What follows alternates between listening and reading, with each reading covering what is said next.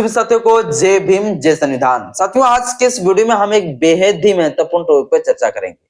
महत्वपूर्ण साथियों इसलिए हो जाता है क्योंकि इस समय हमारे देश के सुप्रीम कोर्ट के 2 जस्टिस वाले संवैधानिक बेंच के पीठ के द्वारा SC ST के रिजर्वेशन में क्रीमी लेयर के प्रोविजन कर देने वाली एक जनहित याचिका पर साथियों सुनवाई किया और सुनवाई के बाद सुप्रीम कोर्ट सभी स्टेट गवर्नमेंट को और सेंट्रल गवर्नमेंट को नोटिस जारी कर दिया, जिसे साथियों अब साफ पता चल रहा है कि अब SC ST के रिजर्वेशन में क्रीमी लेयर का साथियों कंसेप्ट लागू हो गया है। SC ST के आरक्षण में क्रीमी लेयर की साथियों प्रावधान अब लागू हो जाएंगे। ये साथियों साफ अब पता चल चुका है। अब साथियों ये सुप्रीम कोर्ट ने अगर ये फैसला सुनाया है तो क्यों सुनाया साथियों, क्या कुछ कहा है इस फैसले में, सब कुछ साथियों आपको हम बताएंगे। ये सुप्रीम कोर्ट जो सभी राज्यों के राज्य सरकार को जो नोटिस जारी किया है और सेंट्रल गवर्नमेंट को जो नोटिस जारी किया, आखिर उस नोटिस में साथियों क्या कुछ लिखा गया, सभी राज्यों की सरकार को क्या कुछ इन्फॉर्म किया गया है, केंद्र सरकार को क्या कुछ सूचना दिया गया, ये सारे कुछ साथियों आपको बताऊंगा। और जिस व्यक्ति के द्वारा ये जनहित याचिका लगाए गए सुप्रीम कोर्ट में, आखिर उस याचिकाकर्ता का क्या तर्क था, जिस याचिकाकर्ता के ही तर्क पर साथियों सुप्रीम कोर्ट ने भी वैध ठहराते हुए अब साथियों SC ST के रिजर्वेशन में क्रीमी लेयर का साथियों कंसेप्ट लागू कर रहा है। अब साथियों जो याचिकाकर्ता थे उनका क्या कुछ कहना था, और याचिकाकर्ता ने साथियों संविधान के जो कुछ आर्टिकल है ना, उस आर्टिकल के बारे में साथियों जो है ना बड़ा विश्लेषण किया है। जो आर्टिकल साथियों SC ST के बारे में बात करता है, उस आर्टिकल के बारे में साथियों जो याचिकाकर्ता का कहना था कि अगर SC ST के रिजर्वेशन में आरक्षण में अगर क्रीमी लेयर नहीं आता है तो संविधान के इस आर्टिकल का जो है उल्लंघन माना जाएगा, उल्लंघन होगा। इसलिए जो है क्रीमी लेयर का कंसेप्ट आना चाहिए, और सुप्रीम कोर्ट ने भी साथ इस चीज को मान लिया और सुनवाई की। साथियों सब कुछ आपको बताऊंगा, आखिर याचिकाकर्ता का क्या तर्क था, और संविधान को उस आर्टिकल के बारे में भी साथियों बताऊंगा जो याचिकाकर्ता ने साथियों तर्क दिया, आखिर उस आर्टिकल में क्या कुछ लिखा गया और सुप्रीम कोर्ट ने क्या कहा, A to Z साथियों सारे कुछ देखेंगे। क्या SC ST रिजर्वेशन में क्रीमी लेयर का प्रोविजन होनी चाहिए या नहीं होनी चाहिए, इसको लेकर हमारे बाबा साहब डॉक्टर भीमराव अम्बेडकर जी का क्या तर्क था, हमारे जो संविधान सभा में वहां पर क्या कुछ आर्गुमेंट हुआ था, ये भी साथियों आपको हम बताऊंगा। बस इस वीडियो को साथियों शुरू से अंत तक जरूर देखिएगा, है ना। वीडियो अच्छा लगे तो लाइक कर दीजिएगा, चैनल में पहली बार चैनल को सब्सक्राइब कर लीजिएगा, बेल आइकन प्रेस करिएगा ताकि जब अपलोड करूं आपके पास नोटिफिकेशन समय समय पर पहुंचता रहे। सबसे पहले साथियों मैं आपको बता दूं आखिर ये साथियों चर्चा में क्यों आ गया, आखिर ये साथियों विषय जो है चर्चा में क्यों आया। तो चर्चा में साथियों आने का वजह ये है कि अभी साथियों जो हाल ही में सोमवार के दिन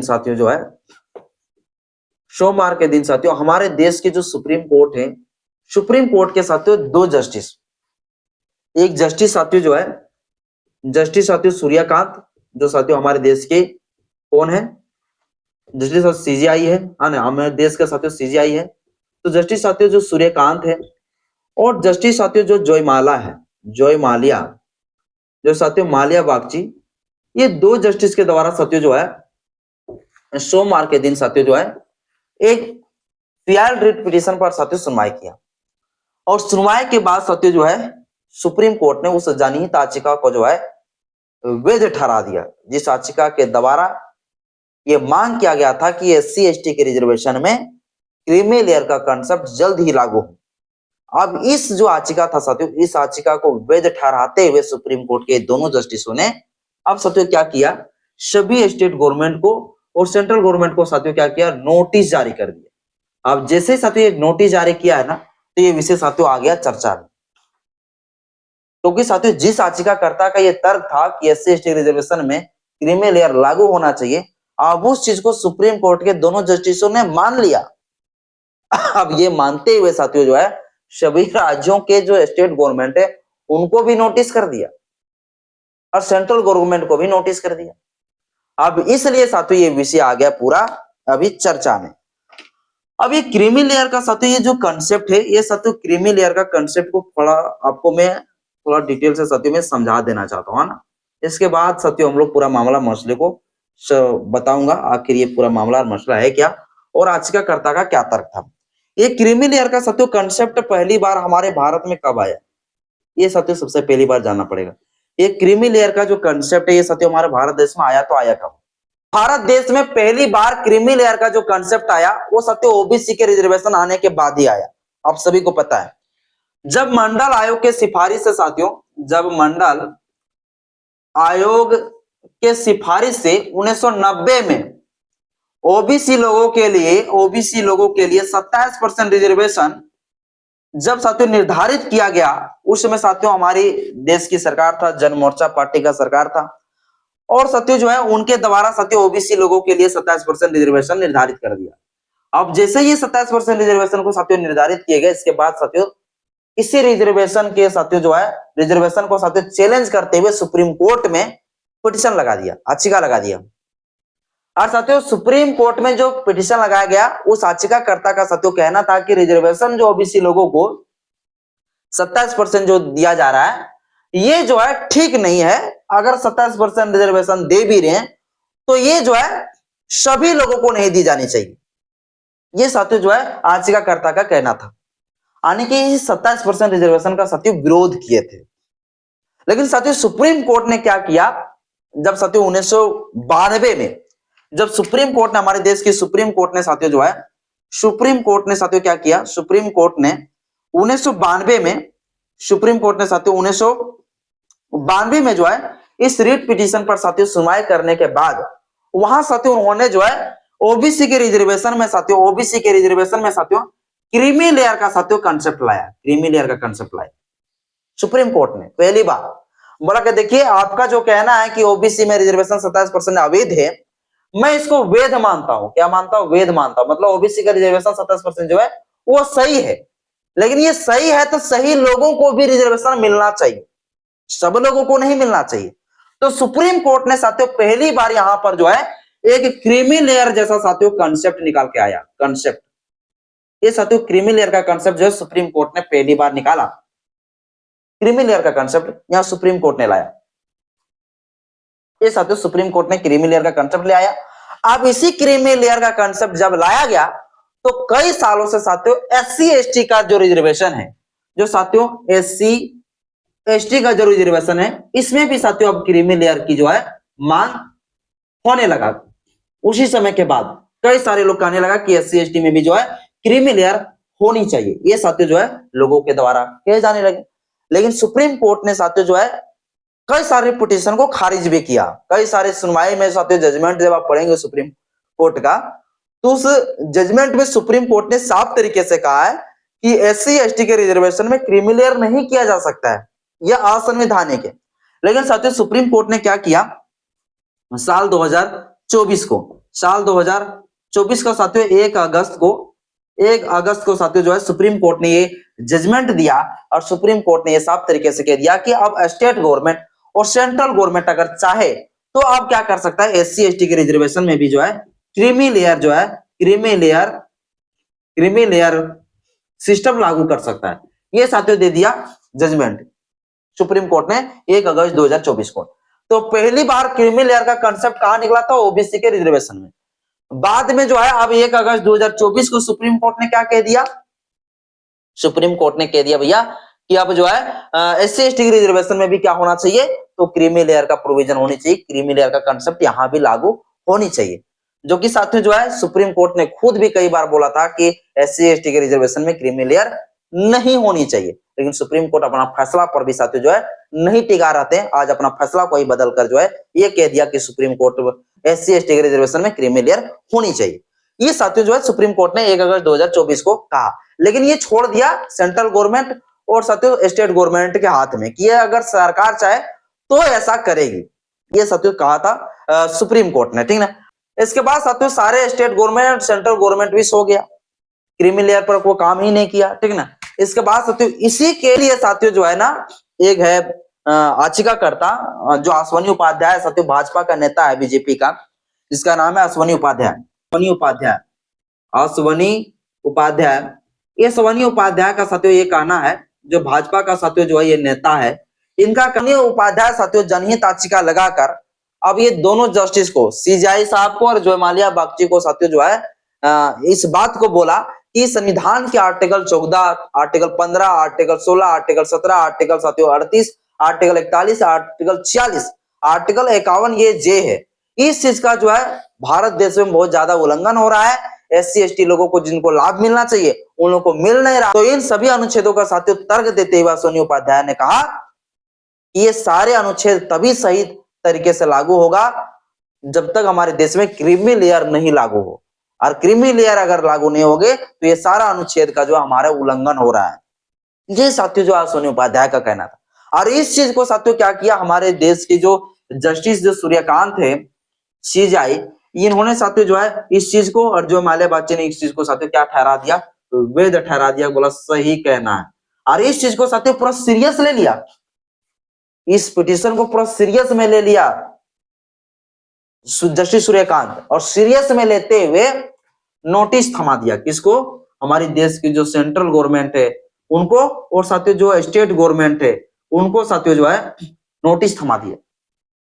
अब ये नोटिस में साथियों क्या कुछ कहा गया है ये मैं पहले मैं बता लेना चाहता हूं। करा दिया सुप्रीम कोर्ट के दोनों जस्टिसों ने, कहा कि भैया हाँ सोनी उपाध्याय आप जो कह रहे हो बिल्कुल सही कह रहे हो, हमारे देश में क्रीमी लेयर का कॉन्सेप्ट जल्दी जल्दी लागू होनी चाहिए। सरकार अभी तक क्यों सोया हुआ है? सरकार को हम कभी बोल दिए थे 2 साल पहले, 1 साल पहले बोल दिए कि क्रीमी लेयर लागू करो, तो कहाँ सोया पड़ा है?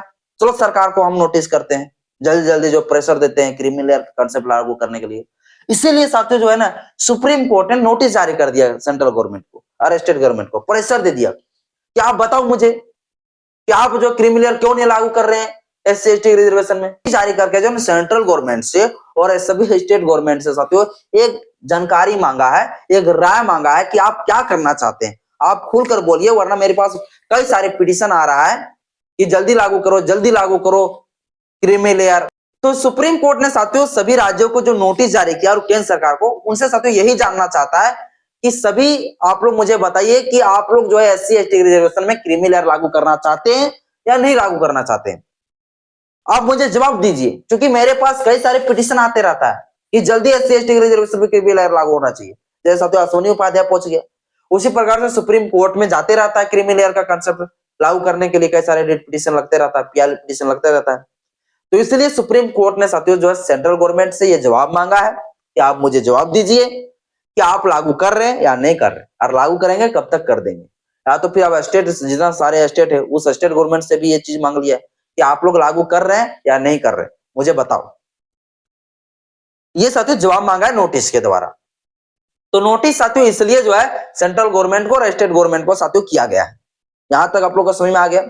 अब मैं साथियों बताता हूं कि ये क्रीमी लेयर का जो कंसेप्ट है, क्या भारत के संविधान सभा में कभी इसके ऊपर आर्ग्यूमेंट हुआ था, कुछ बहस हुआ था, क्या कुछ तर्क हुए थे? तो साथियों हाँ हुआ था। क्रीमी लेयर की कंसेप्ट की बात तो सीधे नहीं किए गए थे, लेकिन हमारे जो संविधान सभा है उस संविधान सभा में साथियों को बहुत सारे लोग इस चीज को कहते थे कि हमारे देश में जो रिजर्वेशन होनी चाहिए एससी एसटी के लिए, जो शिक्षा में या तो फिर जो नौकरियों में, वो जो है आर्थिक के आधार पर होनी चाहिए। लेकिन बाबा साहब डॉक्टर भीमराव अंबेडकर जी ने कहा कि आर्थिक के आधार पर रिजर्वेशन होगा ही नहीं। चूंकि अंबेडकर जी ये साफ तरीके से जानते थे कि यदि आर्थिक के आधार पर हम रिजर्वेशन कर देते हैं तो आर्थिक के आधार पर सबसे ज्यादा अगर कोई लाभ लेंगे तो फर्जी दस्तावेज बनाकर जो है सब फॉरवर्ड लोग ले लेंगे। चूंकि जगह जगह पर जो है वीडियो सीओ हर जगह पर जो जगह जगह पर जो बैठा हुआ है, वो कौन बैठा हुआ है? वो सारे लोग जो बैठे हुए वो सारे फॉरवर्ड लोग ही बैठे हुए। हमारे लोगों को आर्थिक आधार पर रिजर्वेशन देने के लिए जो इनकम सर्टिफिकेट बनेगा वो हमारे लोग को बनने ही नहीं देंगे ये लोग। और जब बनने ही नहीं देंगे तो हमारे लोग को इकोनॉमिकल के बेस पर जो है आर्थिक के आधार पर रिजर्वेशन की लाभ कैसे मिलेंगे? इन लोगों को कुछ नहीं मिलने वाला है, क्योंकि वो लोग बनने ही नहीं देंगे इनकम सर्टिफिकेट, क्योंकि हर जगह पर उन्हीं लोग का आदमी है। और वो जो बड़ी जाति के जो लोग होंगे वो आर्थिक आधार पर जो बनाएंगे सर्टिफिकेट और वो लोग लाभ ले लेंगे। तो ये कहीं ना कहीं जो है जो आर्थिक आधार पर रिजर्वेशन की साथियों जो आर्ग्यूमेंट जो हो रहे थे संविधान सभा में, इसकी खुला जो विरोध किए थे बाबा साहब अम्बेडकर जी। और बाबा साहब अम्बेडकर जी ने जो रिजर्वेशन का जो कंसेप्ट दिया वो दिया सामाजिक आधार पर। क्या साहब अम्बेडकर जी ने साथियों एससी एसटी के रिजर्वेशन को लेकर जो कंसेप्ट दिया वो कंसेप्ट साथियों ये दिया कि रिजर्वेशन जो है क्रीमी लेयर नहीं बल्कि सामाजिक के आधार पर होनी चाहिए। सामाजिक के आधार पर साथियों इसलिए कहा क्योंकि समाज ने जो है एससी एसटी लोगों को काफी पीछे छोड़ दिया था। और बाबा साहब अम्बेडकर जी को पता था कि अगर क्रीमी लेयर के आधार पर हो जाता है ना तो भी हमारे लोगों के साथ छुआछूत भेदभाव जो है खत्म होने वाला नहीं है। हम जो है आरक्षण इस बदले में दे रहे हैं क्योंकि हमारे लोगों के गले में मटका और पीछे झाड़ू टांग दिया था, सारे हक अधिकार से वंचित कर दिया था, हमारे लोगों को कोई चीज रखने का अधिकार ही नहीं था। इस आधार पर हम जो है ये रिजर्वेशन दे रहे कि तूने इतना साल तक हम लोगों के साथ गुलामी किया, तो इसके लिए तुम लोगों को एक खमियाजा भुगतना पड़ेगा जनरल लोगों को, और हम इन लोगों को आगे बढ़ाने के लिए, जो तुम लोग आगे बढ़ गए हो, तो इन्हीं को आगे ले जाने के लिए हम ये जो है रिजर्वेशन देंगे। तो बाबा साहब अम्बेडकर जी ने साथियों जो ये सामाजिक आधार पर ये कॉन्सेप्ट लाया, इसलिए लाया क्योंकि अम्बेडकर जी को पता था कि हमारे लोग अगर अच्छे पोजीशन में भी पहुंच जाएंगे ना, तो भी उनके साथ जातिवाद और छुआछूत जो खत्म होने वाला नहीं है। क्योंकि अम्बेडकर जी खुद भी जो है सेक्रेटरी के पोस्ट में थे, लेकिन फिर भी उसको जो फाइल फेंक कर देते थे। ये सारी चीजें पता था उनको कि हम कितने बड़े पोस्ट में चले जाएंगे, लेकिन ये जातिवाद हमें पीछे छोड़ने वाला नहीं। तो इसलिए बाबा साहब अम्बेडकर जी का कहना था कि हमारे लोग ठीक है अच्छे जगह पर चले जाएंगे, तो क्या उनके साथ जातिवाद होना छूट जाएगा? क्या उनको जातिवाद पीछे छोड़ देगा? नहीं छोड़ेगा ना। इसीलिए साथियों जो है बाबा साहब अम्बेडकर जी ने ये कंसेप्ट दिया कि ये सामाजिक आधार पर रहेगा। और दूसरा साथियों कंसेप्ट था प्रतिनिधित्व के आधार पर, कि हमारे लोग किन किन जगहों पर जो है हमारे लोगों को कोई प्रतिनिधित्व नहीं है, कि हमारे लोगों की प्रतिनिधित्व कहां कहां पर नहीं है, वैसे वैसे जगहों पर जो है हमारे लोगों को जो है रिजर्वेशन मिलना चाहिए। इसी के आधार पर साथियों शिक्षा में और सरकारी नौकरियों में भी साथियों रिजर्वेशन दिए गए। और बाद में साथियों जो है ये भी चर्चा होगी कि अब जो है लोकसभा और राज्यों को विधानसभा में भी रिजर्वेशन होनी चाहिए। इस बेस पर आया साथियों हमारे देश में रिजर्वेशन, ना कि आर्थिक आधार पर। क्योंकि पूरा पता था जब बाबा साहब अम्बेडकर जी को कि आर्थिक आधार पर करेंगे तो ये लोग तो भैया, सबसे पहली बात, जगह जगह पर जो ये सारे लोग हैं बैठे हुए, वो लोग तो पहली बात है कि वो लोग बढ़ने नहीं देगा इनकम सर्टिफिकेट, और जब बढ़ने नहीं देगा तो हमारे लोग ले भी नहीं पाएंगे लाभ, वही लोग लेंगे लाभ। पूरी तरीके से बाबा साहब अम्बेडकर जी को पता था।